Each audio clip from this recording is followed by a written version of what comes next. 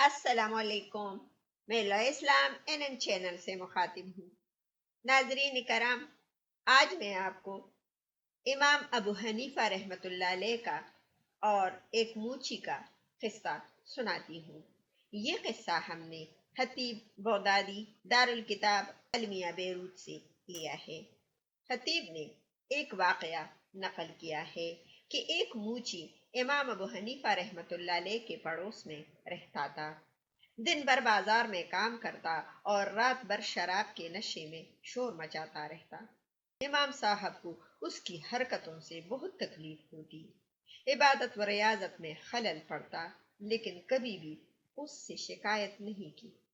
ایک دن پولیس موچی کو پکڑ کر لے گئی اور جیل میں بند کر دیا۔ رات بھر امام صاحب نے اس کی شور و شرابے نہیں سنے۔ پتہ کیا تو معلوم ہوا کہ پولیس پکڑ کر لے گئی ہے۔ امام صاحب اپنے بلند مقام کا خیال رکھیے بغیر سیدھی کچہری پہنچے۔ کچہری میں شور مچ گئی۔ حاکم جو آپ کا شاگرد تھا خود بھاگا ہوا باہر آیا اور دریافت کیا کہ حضرت یہاں قدم رنجہ فرمانی کی کیا وجہ ہے؟ فرمایا، میرے محلے کا موچی جو میرا پڑوسی بھی ہے، پولیس والوں نے اسے گرفتار کر کے جیل بھیج دیا ہے، اسے میری ضمانت پر رہا کر دیا جائے۔ چنانچہ اسے فوراً جیل سے رہا کر دیا گیا۔ موچی جب جیل سے باہر آیا تو سوچ رہا تھا، دیکھا گیا کہ امام صاحب اس کا ہاتھ پکڑے ہوئے فرما رہے ہیں، کیوں بھائی، میں نے تمہیں ضائع ہونے تو نہیں دیا۔ اس پر موچی سر جھکائے کہہ رہا تھا، نہیں میرے سردار، میرے آقا، آج کے دن سے آپ مجھے ایسی حرکتوں میں مبتلا نہ پائیں گے جس سے آپ کو اذیت ہوتی تھی۔ امام صاحب کے اخلاق کی بلندی کا حال ملاحظہ فرمائیے۔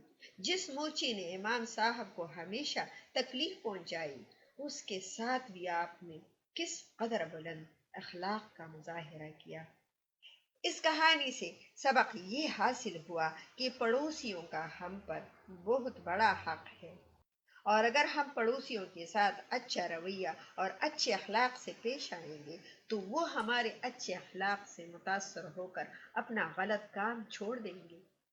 اللہ تعالی ہم سب مسلمانوں کو نیکی کی ہدایت دے تاکہ ہم اپنے پڑوسیوں کا خاص خیال رکھیں۔ آمین۔